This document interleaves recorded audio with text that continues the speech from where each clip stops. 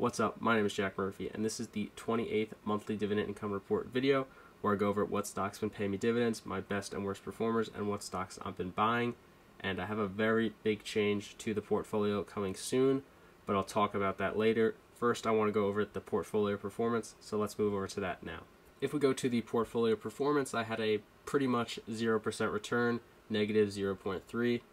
So basically my account didn't change, but this isn't really good because the S&P 500 had about a 4% return, the Dow Jones had about a 1.35% return, and the NASDAQ had almost a 7% return.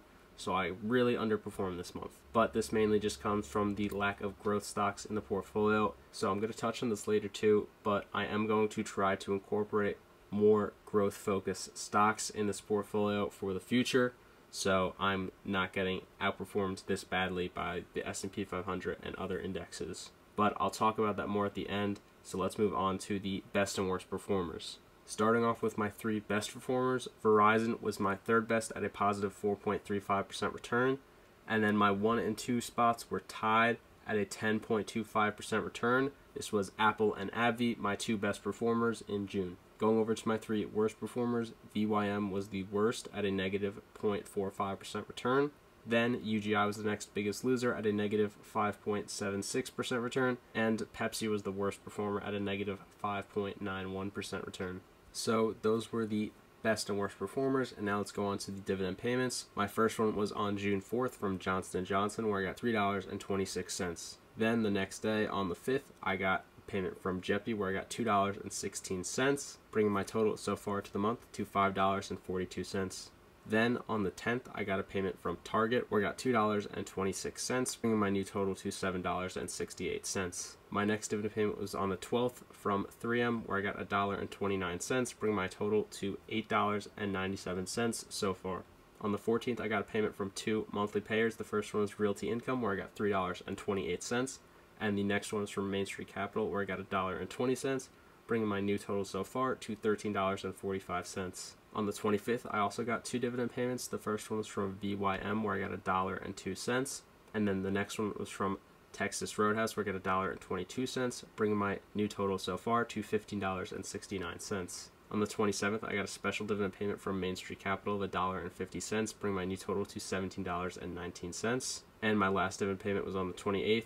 From Pepsi, where I got $2.25, bringing my total to $19.44. The new totals for the portfolio are $19.44 for the month. My new average dividend payments for the next 12 months, if I were to not add any more money to the account, is $22.86. And the total yearly dividend income I would get from this portfolio, if I were to not add any more money to it, would be $274.37. Last June, I got $16.95 in dividends, so I've had about a 15% increase in dividends since last June. So another good month of dividends, and this is normally the point in the video where I go over what are my dividend payments going to be for next month, but I'm not going to do that this time because they might not be totally accurate.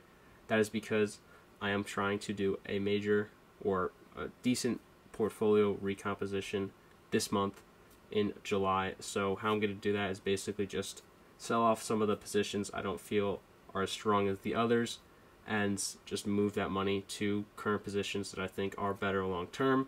So basically just going to simplify the portfolio a little bit. I think I have too many positions and I just need to be stricter about my terms for each position. So something like 3M and maybe some of those extra ETFs might get cut, and I'll move that money into some of the positions I have now that I want to keep long term, like SCHD. I'll put some more money in there. I also want to try to incorporate more growth into this portfolio. I do have other growth investments outside of this, but I do think this portfolio has underperformed the S&P 500 a lot of the positive months in the last year. So I'm going to try to at least pick a couple more stocks, more growth focused and less dividend focused, to help this portfolio make better gains. Dividends are still going to be the main focus, and I'm going to try to pick some growth stocks that also have at least a little bit of dividends, but I'm not going to require every position to be a dividend payer because that just kind of restricts my freedom in the portfolio. The dividend stats in the portfolio are going to change. The yield might change, might go lower, might go higher. I'm assuming it's going to go a little lower, but I also want to focus on stocks that have good dividend growth stats, so the dividend payments are going to increase over time instead of just high yields. So that's something I also want to look out for. I don't want to give too much away. Nothing's finalized yet, but that's kind of the plan for this month. I want to change the portfolio up a little bit. So that video is probably going to come out this month, so stay tuned. But besides that, there's nothing else really to talk about. So that was the June dividend income recap. Thank you guys for watching. Peace.